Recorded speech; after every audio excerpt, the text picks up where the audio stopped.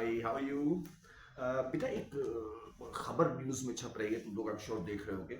George Jacob कुवकर्ड, right, George Jacob कुवकर्ड ये बताए जा रहे हैं एक केरला के आर्च बिशप थे, जिनको अब पोप ने कार्डिनल बना दिया है।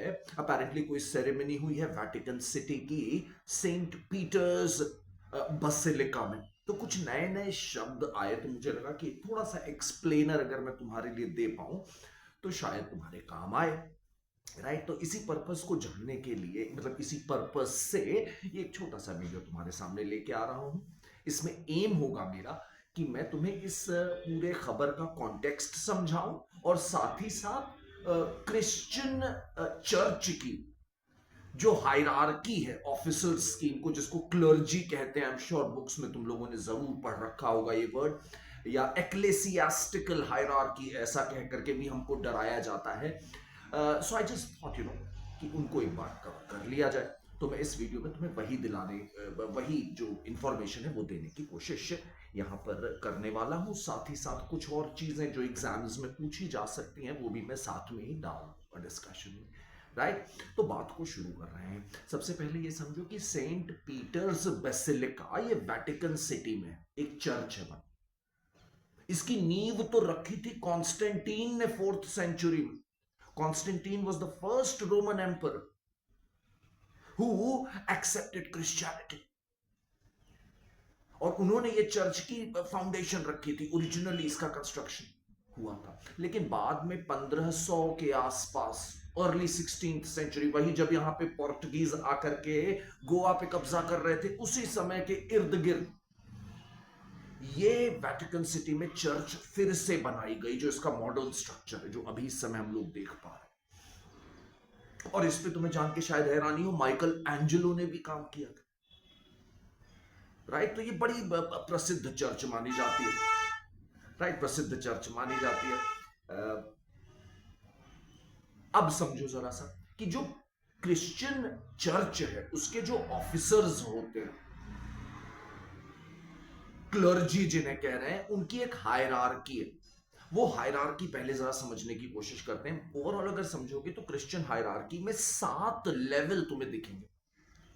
सबसे नीचे जो है वो है लेटी, LAITY, लेटी बोले तो common people like us, who have their own life going on, and plus they also worship Jesus, believe in Bible, etc. इनका अपना खुद का प्रोफेशन होता है, कोई ट्रेडर होगा, कोई businessman, you get the point. This is called as laity, the common people. इसके ऊपर 6 लेवल होते हैं तुम्हारे चर्च ऑफिशियल्स के। मैं नीचे से शुरू कर रहा हूं, बॉटम ऑफ द हायरार्की से। सबसे नीचे आ रहा है, उस वर्ड को बोल रहे हैं बेटा डीकन, DEACON। डीकन हो गया तुम्हारा एक तरह का assistant to the priest. Priest तो वो होता है जो चर्च को, जो चर्च का देख रही है, किसी एक चर्च का, जो रीजन का, एक सिटी का या एक गांव का चर्च, तो उस चर्च के सानिध्य में कई सारे घर आएंगे। उस पूरे एरिया को बोला जाता है पैरिश।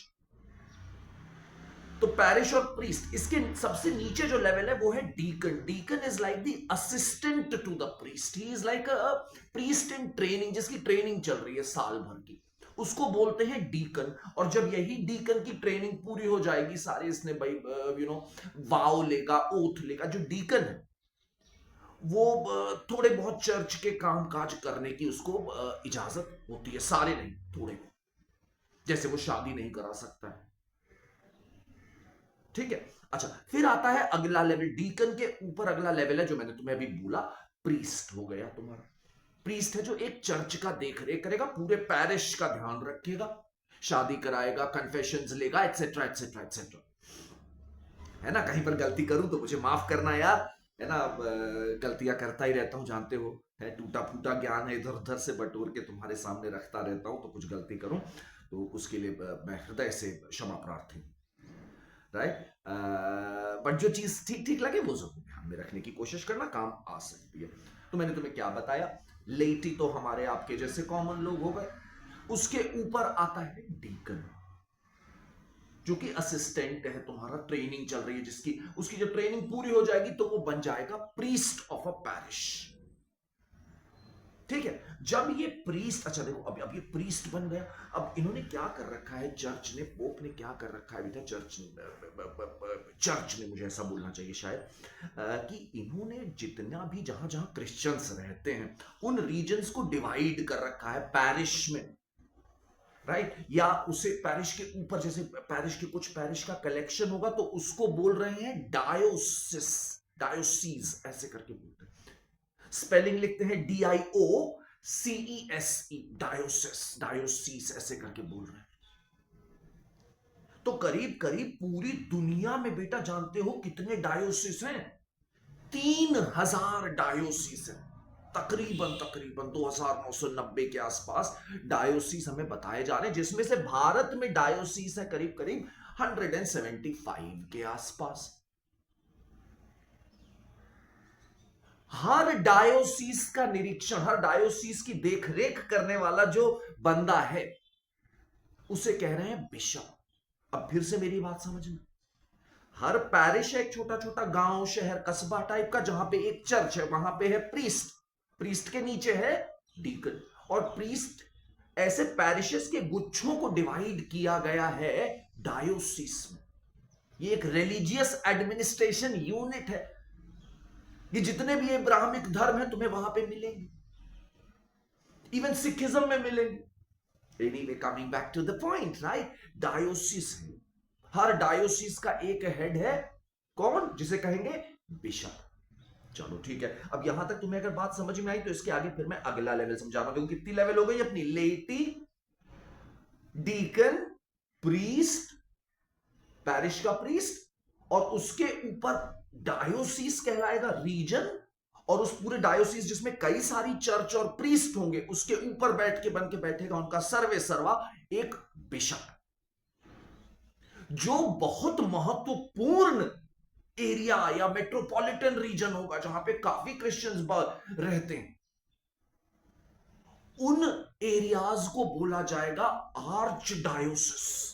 आर्च का मतलब होता है इंपॉर्टेंट, राइट, आर्च डायोसिस बोलेंगे। दुनिया में करीब 650 आर्च डायोसिस हैं, जिसमें से इंडिया में 32। एक तो होगा डायोसिस, और जो इंपॉर्टेंट रीजन्स हैं उनके डायोसिस को बोला जा रहा है आर्च डायोसिस। और आर्च डायोसिस का जो हेड होगा, आई एम श्योर तुमने गेस कर लिया होगा, वो कहलाएगा आर्च बिशप। आर्च बिशप, हमें बताया जा रहा है कि ये जो जॉर्ज जेकब कुआकड़ है, राइट, केरला के, ये चेंगासेरी आर्च डायोसिस के आर्च बिशप थे। समझ में आई होगी तुम्हें बात, ऐसी मुझे उम्मीद है। ठीक है, अच्छा अब समझो, तो ये तो हो गए आर्च बिशप्स। फिर से देखो अपना क्या क्या हो गया, laity, deacon, priest, bishop, archbishop. Archbishop के ऊपर जो अगला वो इनका ओहदा है चर्च ऑफिशियल्स का, उसी का नाम है कार्डिनल। उसी का नाम है कार्डिनल, जो कि बना दिए गए हैं कौन, अब ये जॉर्ज साहब। Cardinal is like a council of pope. Cardinal भी एक तरह के नहीं होंगे, इनके भी 2-3 लेवल होते हैं, करीब करीब 250 कार्डिनल, जिसमें से टोटल अब 6 भारतीय हो चुके हैं जॉर्ज जेकब कुआकड़ को मिलाकर के। Indicating, what does this indicate, it indicates कि अब क्रिश्चियंस जो हैं ये भारत में भी इनका एक महत्वपूर्ण नंबर और इंपॉर्टेंस और रोल हो चुका है ग्लोबल क्रिश्चियनिटी में भी। Isn't it? That's how you're supposed to interpret this news. Once again, let me explain that term. Cardinal, देखो आर्च बिशप्स तो बन गए, इन्हीं आर्च बिशप्स में से कुछ लोगों को प्रमोट करके पोप अपनी काउंसिल में ले आते हैं, जिनको बोलते हैं कार्डिनल। कोई कहलाता है कार्डिनल डीकन, कोई कहलाता है कार्डिनल इलेक्टोर। इलेक्टोर मतलब क्या हो गया, ये वोट डाल सकते हैं पोप के चुनाव में। पोप भी चुना जाता है, तो उसके चुनाव में जो लोग वोट डालते हैं वो यही कार्डिनल्स होते हैं। इन्हीं के जो कुछ सीनियर कार्डिनल्स होते हैं, दे समवेयर अराउंड वोट। अभी जॉर्ज जेकब कुआकर्ड को वोटिंग पावर नहीं मिली है, इनको अभी केवल कार्डिनल डीकन बोला जा रहा है. But if gradually he keeps on serving the church the way he has, I'm sure he will be promoted to cardinal elector. और तब ये पोप जो अगला चुना जाना है उसके इलेक्शन में भी इनका एक महत्वपूर्ण भूमिका बन जाएगी. और ये देखो, ये आर्च बिशप कार्डिनल और कार्डिनल के ऊपर ऑफ कोर्स पोप जो वेटिकन सिटी में बैठते हैं. ठीक है. और ये वेटिकन सिटी कब बनी? वेटिकन सिटी बनी तुम्हारी 1870-71 में, जब फ्रैंको प्रशियन वॉर हुई थी. उस वॉर का जिसमें जर्मन यूनिफिकेशन भी हुआ था, उस वॉर का फायदा उठा करके इटली ने रोम पे कब्जा कर लिया और पोप को वेटिकन सिटी में समेट दिया गया एक छोटे से एनक्लेव. ठीक है. तो ये थोड़ी सी इंफॉर्मेशन जो मुझे लगा मैं तुम्हारे संग शेयर कर सकता हूं आज.